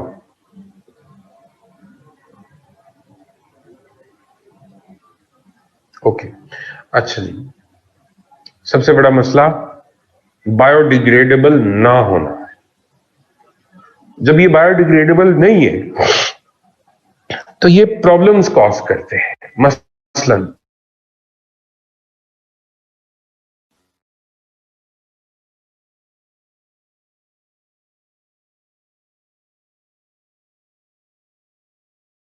नहीं यूज होते। अच्छा, इसी तरह से ये लैंड पोल्यूशन, वाटर पोल्यूशन, अगर ओपन एयर में इनको बर्न करें तो एयर पोल्यूशन कॉज करते हैं।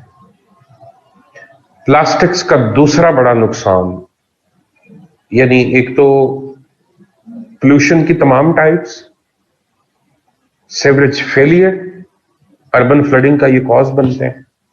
प्लास्टिक्स जो हैं इनका तीसरा बड़ा नुकसान है मेडिकल, जो सबसे बड़ा नुकसान ये है कि ये जब भी किसी गर्म चीज के साथ कांटेक्ट में आते हैं, they release benzene compounds, aromatic compounds release करते हैं और वो कार्सिनोजेनिक होते हैं। 52 टाइप्स ऑफ कैंसर प्लास्टिक की वजह से होता है। Plastics can cause 52 types of cancer. ठीक हो गया। अच्छा, प्लास्टिक्स मैरीन लाइफ को बर्बाद कर रहे हैं।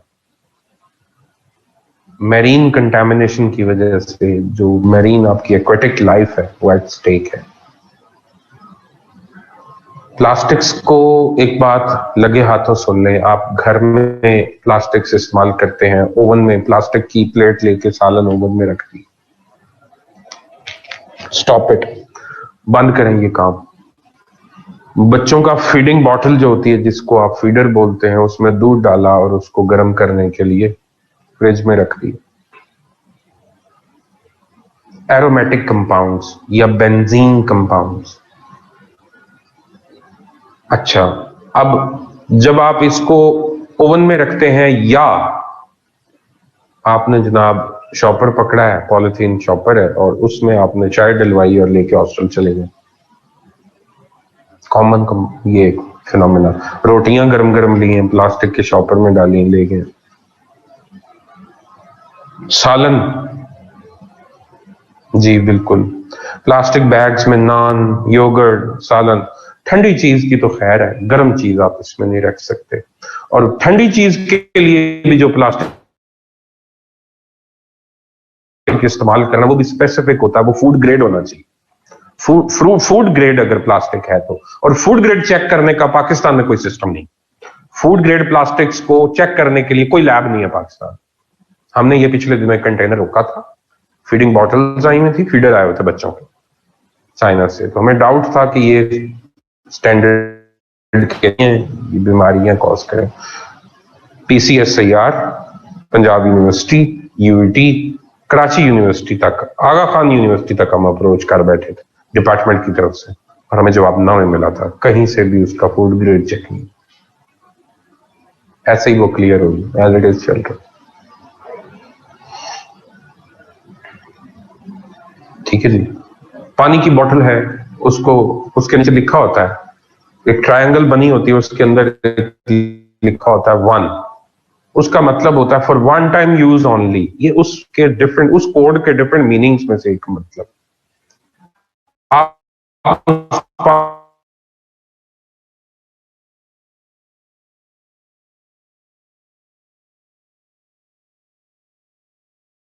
जी जी बिल्कुल, लेकिन आप लोग क्या कर, ना ना वेस्ट नहीं करनी, घर ले जाते हैं, 6 महीने तक बगैर धोए उसमें पानी डाल डाल के पीते रहते।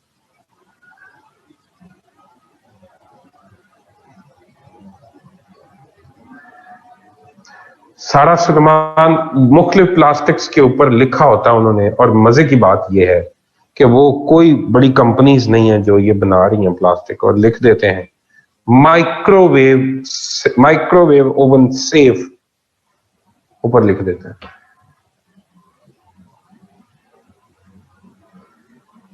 ठीक है जी।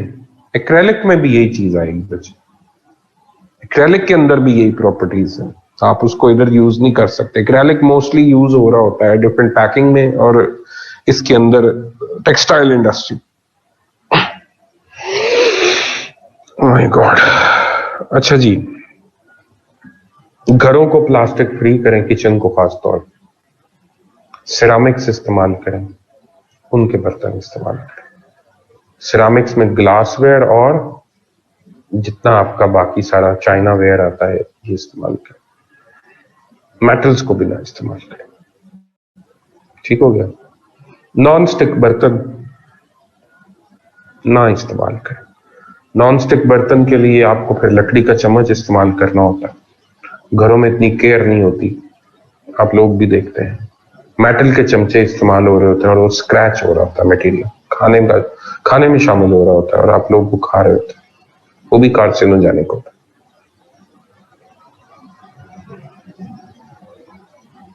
जी बिल्कुल, माइक्रोवेव ओवन इटसेल्फ इसके हार्म इम्पैक्ट्स हैं। नहीं, सिलिकॉन इस चक्कर में नहीं आता, सिलिकॉन प्लास्टिक्स में तो नहीं आता। सिलिकॉन मिक्स करके ये जो आप बच्चों की निपल्स बनाई जाती हैं, आप उनकी बात कर रहे होंगे, जो फीडिंग बॉटल के लिए इस्तेमाल होती है, हालिया नबीत, सिलिकॉन निपल्स जिनको कहते हैं, बच्चों के लिए इस्तेमाल होती है फीडिंग के लिए। एट द सेम टाइम वो भी नुकसानदेह, बल्कि डॉक्टर्स तो इसको बिल्कुल रिकमेंड ही नहीं करते कि फीडिंग बॉटल इस्तेमाल की जाए बच्चों के, बहुत मजबूरी में, अदरवाइज रिकमेंडेड नहीं।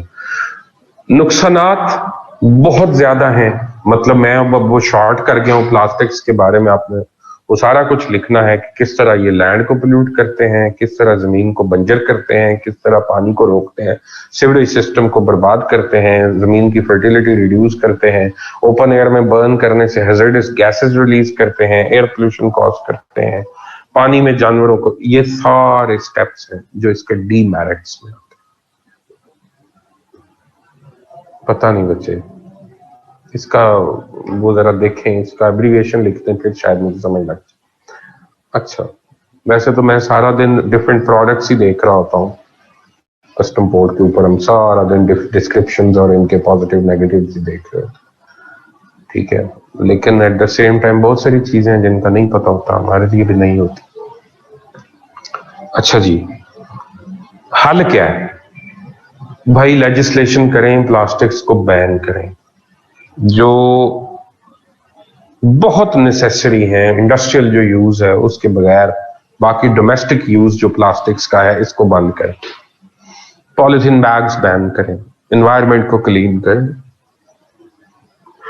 इसकी डंपिंग और सॉलिड वेस्ट मैनेजमेंट जो है उसको मस्ट करें, इंट्रोड्यूस करवाएं, गवर्नमेंट्स इसको हर सूरत इंश्योर करवाएं, पेनल्टीज रखें। ठीक हो गया। फर्टिलाइजर्स पे अच्छा एक चीज रह गई, प्लास्टिक की दो मेजर टाइप्स होती हैं, thermoplastics and thermosetting plastics. Thermoplastics वो वाले प्लास्टिक्स होते हैं जिनको अगेन एंड अगेन मेल्ट करवाया जा सकता, ठीक है जी, जिस तरह वैक्स मोम जो होती। इसी तरह से बैकलाइट जो है जिस तरह ओवन की और दूसरी तीसरी ये जो प्रेशर कुकर की हथियां जो बनी होती है, हैंडल्स जो होते हैं, वो ब्लैक कलर की जो हथी बनी होती है वो बैकलाइट की बनी होती है। तो बैकलाइट को आप गर्म करेंगे तो वो राख बन जाएगा, मेल्ट नहीं होगा। वो थर्मोसेटिंग प्लास्टिक है, एक ही दफा मेल्ट होता है, उसके बाद मेल्ट नहीं होता। ठीक हो गया, ये दो divisions. Now come to fertilizers. Fertilizers जो हैं इनकी दो मेजर टाइप्स हैं। फर्टिलाइजर हर वो चीज है, ऑर्गेनिक या इनऑर्गेनिक, जिसको आप अपनी सॉइल की फर्टिलिटी बढ़ाने के लिए इस्तेमाल करते हैं।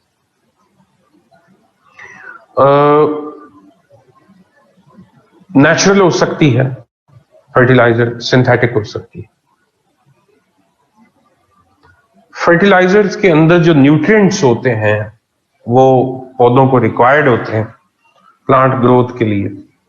उनमें मैक्रो होते हैं, माइक्रो होते हैं। मैक्रो 6 हैं। मैक्रो वो हैं जो बड़ी ज्यादा अमाउंट जिनकी चाहिए होती है, माइक्रो वो हैं जिनकी अमाउंट कम भी हो तो काम चल जाता है, चाहिए होते हैं लेकिन कम मिकदार में चाहिए। मैक्रो न्यूट्रिएंट्स के अंदर एनपीके, नाइट्रोजन, फास्फोरस और पोटेशियम आता है। इसके अलावा आपके पास आता है कैल्शियम, सल्फर और कैल्शियम, मैग्नीशियम एंड सल्फर, ये 6 मैक्रोन्यूट्रिएंट्स। माइक्रोन्यूट्रिएंट्स बुक में ये सारे लिखे हुए हैं, आप देख लीजिए। माइक्रो के कोई 16 के करीब है, बोरॉन, आयरन, जिंक, मोलिब्डेनम, ठीक है जी। तो ये एक पूरी जो है ना माइक्रोन्यूट्रिएंट्स की एक लिस्ट है। नहीं, बिल्कुल भी नहीं। ये वो वाली चीजें हैं जो पौधों को रिक्वायर्ड होती हैं, वो न्यूट्रिएंट्स। ये हम खादों के जरिए देते हैं, पहले इस तरह नहीं होता था। पहले जो मोड ऑफ फार्मिंग थे वो इस तरह नहीं थे। जिस एकड़ में फसल लगती थी, फसल काटने के बाद वो अगले 6 महीने के लिए वो जगह जो है, वो एकड़ जो है, उसको खाली छोड़ दिया जाता है जी। फर्टिलाइजर्स ऑर्गेनिक और इनऑर्गेनिक दोनों होते। अच्छा, बात सुनिएगा जरा ध्यान से। और जब वो जमीन खाली रहती थी अगले 6 महीने, तो वो अपनी फर्टिलिटी को दोबारा से एनहांस कर लेती थी through natural process. Nitrogen fixation होती थी, उसके अंदर अर्थवॉर्म्स मूव करते थे, स्पेसेस जनरेट करते थे ऑक्सीजन, नाइट्रोजन की मूवमेंट की वजह से, और बाकी उसके अंदर जो ऑर्गेनिक मटेरियल है वो डेवलप होता था, और उसकी वजह से उसकी फर्टिलिटी जो लॉस्ट होती थी वो रीगेन हो जाती। लेकिन अब फार्मिंग ऐसी नहीं है, अब इंटेंसिव फार्मिंग है। आप एक फसल काटते हैं, 10 दिन बाद दूसरी लगा देते हैं, फिर 10 दिन बाद तीसरी लगा देते हैं। यानी साल में 3-3 फसलें आप एकड़ से ले रहे हैं, तो न्यूट्रिएंट्स की कमी तो होनी।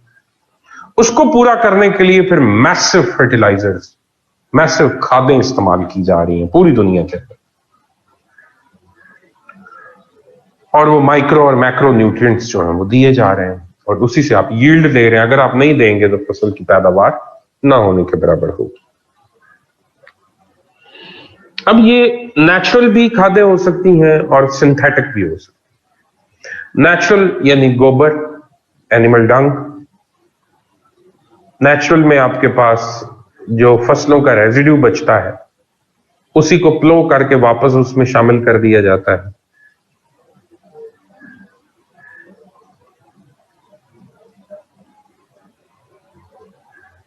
जी जी बिल्कुल ऐसे ही बच्चे, आपकी बात दुरुस्त है, आसान है।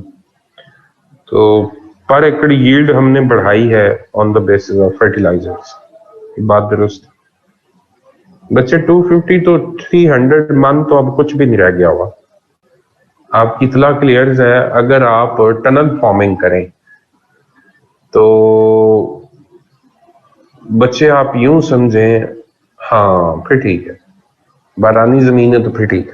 अगर आपके पास जमीनें अच्छी हैं, उकाड़ा, दीपालपुर, साहिवाल का जो रीजन है, ये पाकिस्तान में पर कैपिटा यील्ड के, पर कैपिटा कह रहा हूं, पर एकड़ यील्ड के लिहाज से सबसे ज्यादा प्रोड्यूस देने वाला इलाका है। तो अगर आप यहाँ पे टनल फार्मिंग में कुछ भी लगा लो बच्चे, मिर्चें लगा लो, तो आप मन मुन भूल जाएंगे। जहां से आप 200-300 बैग पैदा करते हैं, तोड़े जिसको आप कहते हैं, बोरियां कहते हैं, 200-300 बैग जहां से आप प्रोड्यूस लेते थे, टनल फार्मिंग से 1400 से 1500 बैग ले। ठीक हो गया। तो ये तो मतलब आप छोड़ दें। खादों के इस्तेमाल से फसलों की जो प्रोड्यूस है, मसलन अगर आप पोटाशियम नहीं देंगे तो तरबूज मीठे नहीं होंगे, टेढ़े मेढ़े होंगे, लाल सुर्ख नहीं होंगे, उनकी शाइन नहीं होगी। खाद देंगे, प्रॉपर खाद होगी, तो उस सूरत में फसल का जो फल है वो जानदार होगा। नाइट्रोजन की कमी है तो ग्रोथ नहीं होगी पौधे की, फास्फोरस की कमी है तो फल ज्यादा नहीं लगेगा। ठीक है। सो इनकी अपनी अफादियत है, इन तमाम न्यूट्रिएंट्स की।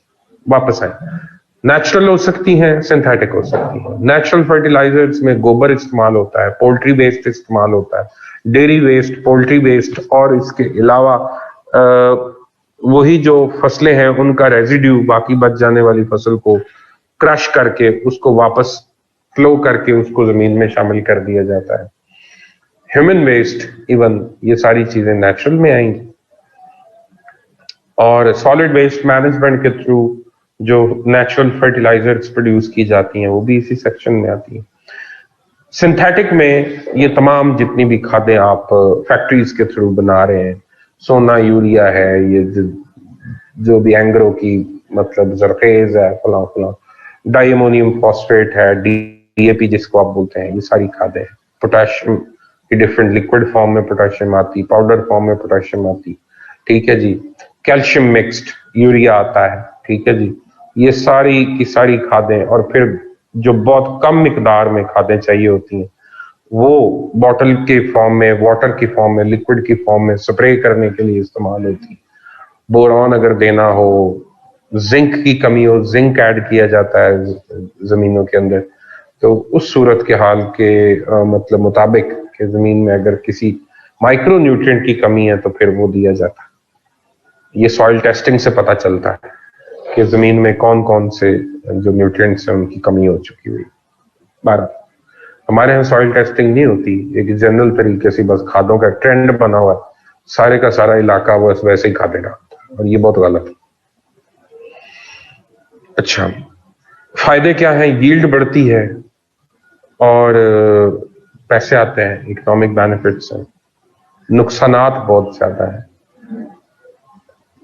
नुकसानात गिनवाने से पहले फसलों खादों की टाइप्स आपको गिनवा दूं। नेचुरल, सिंथेटिक, उसके बाद और भी हैं, direct, indirect. Sir we really use synthetic. बारानी एरिया में मैक्सिमम क्रॉप्स नेचुरल फर्टिलाइजर चलती है। जबरदस्त, बहुत अच्छी बात है ये। इनके साइड इफेक्ट्स भी बहुत हैं जो सिंथेटिक है। अच्छा सुनिएगा जरा, direct, indirect, complete, incomplete and mixed. Direct fertilizer वो होती है जिसका इंपैक्ट इमीडिएट हो, 1-2 दिन के अंदर फसल के पत्ते सब्ज हो जाएं, आपको पता चले कि बहुत, ये यूरिया, सोना यूरिया, ये सारी डायरेक्ट फर्टिलाइजर्स। इनडायरेक्ट फर्टिलाइजर्स वो होती हैं जिनको इस साल आपने डाला है तो अगले साल बाद जाकर रिस्पॉन्स आए, 6 महीने बाद आए, डिलेड रिस्पॉन्स होता है। मसलन अगर आपकी जमीन जो है वो सलाइन है, उसके अंदर सॉल्ट्स आए हुए हैं, तो बच्चे आप क्या करेंगे, उसमें जिप्सम ऐड करेंगे, डोलोमाइट ऐड करेंगे और उसके सॉल्ट्स को न्यूट्रलाइज करने की कोशिश करेंगे, तो 5-6 साल बाद जाके वो जमीन आपकी काबिल होगी। वो आहिस्ता आहिस्ता आहिस्ता सॉल्ट्स को खत्म करके फर्टिलाइज करवाएगी। सो डोलोमाइट एंड जिप्सम ये जो है ये इनडायरेक्ट फर्टिलाइजर्स है, डिलेड इंपैक्ट इनका आता है। इसी तरह से आपके पास कंप्लीट फर्टिलाइजर्स हैं जिनमें सारे न्यूट्रिएंट्स होते हैं। ग्वेनो, GUANO, ग्वेनो एग्जाम्पल है इसकी, ये मैरीन ओरिजिन की खाद होती है, ठीक है जी, और इसमें तमाम न्यूट्रिएंट्स मौजूद होते हैं, माइक्रो मैक्रो तमाम। इनकम्प्लीट वो है जिसमें तमाम न्यूट्रिएंट्स नहीं होते, लेकिन चले जो आपको रिक्वायर्ड होते हैं वो मौजूद होते हैं। मिक्स्ड वो वाली खाद है जिसमें आप 2-3 किस्म की खादें मिक्स करके यूज कर रहे होते हैं, मतलब DAP को यूरिया के साथ मिक्स करके इस्तेमाल किया जाता है। जो लोग जिम्मेदारा करते हैं उनको समझ, ठीक है जी, उसको मिक्स्ड फर्टिलाइजर बोल देते हैं बुनियादी तौर पे, ठीक है जी, वो कोई खास फर्क नहीं होता, बुनियादी तौर पे वही है कि कौन से न्यूट्रिएंट्स चाहिए वो ऐड करने होते हैं। खादों को इस्तेमाल करने के मेथड भी 2-3 तरह के, एक तो है स्प्रिंकल, जी बुक में मौजूद, एक है स्प्रिंकल मेथड, छट्टा देना, ये बुक में मौजूद नहीं है जो मैं भी आपको बातें बताने लगा। स्प्रिंकल करना, छट्टा देना और उसके बाद फर्टिलाइज करना, पानी देना, उसके बाद पानी देंगे तो जो खाद आपने छट्टा की वो पानी के साथ मिक्स होके नीचे जाएगी और फिर पौधों की जड़ें उसको कंज्यूम करेंगी। दूसरा है फ्लड करना, यानी जब आप पानी दे रहे होते हैं तो उसके साथ ही खादों को, इस दफा यूरिया डालो, अगली दफा नाइट्रोजन डालो।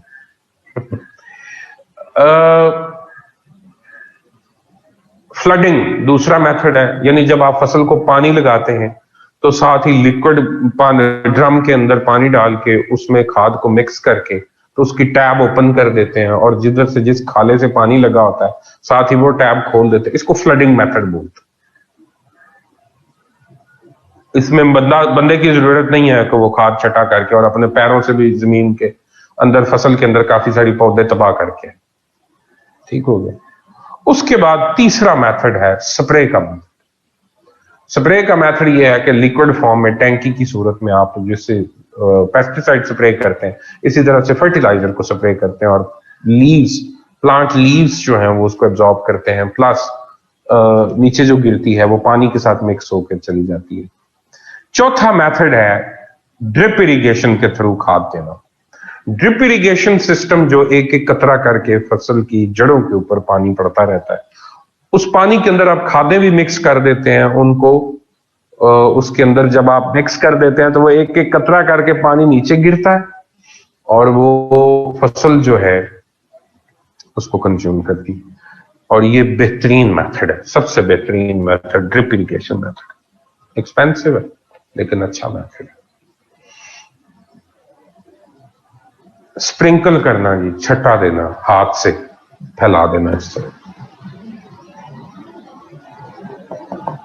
स्प्रिंकल करना, फ्लड करना, स्प्रे करना और ड्रिप इरिगेशन मेथड के थ्रू। ओके हो गया।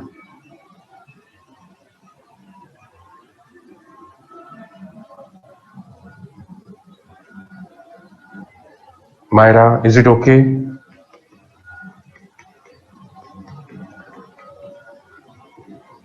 ओके, अच्छा जी, वेलकम जी। अच्छा, अब है डीमेरिट्स क्या है खादों के। और जनाब डीमेरिट्स ये हैं, पहला मसला तो ये है कि खादों के इस्तेमाल से, बहुत ज्यादा इस्तेमाल की वजह से जो जमीन है उसकी एसिडिटी बढ़ती जाए, पीएच वैल्यू चेंज हो रही। दूसरा मसला खादें जो हैं ये पानी के साथ मिक्स होकर अंडरग्राउंड वाटर को कंटेमिनेट कर रही हैं। ये मैं पढ़ा चुका हूं आपको पीछे से। अंडरग्राउंड वाटर कंटेमिनेशन में मैंने कॉज लिखवाई थी आपको, फर्टिलाइजर्स एंड पेस्टिसाइड। ये सारी बातें यूं घूमनी है, डिपेंड्स कि आप इनको किस तरह से क्राफ्ट करें। उसके बाद अंडरग्राउंड वाटर जब कंटेमिनेट होगा, वो पानी जो लोग पिएंगे वो बीमार होंगे।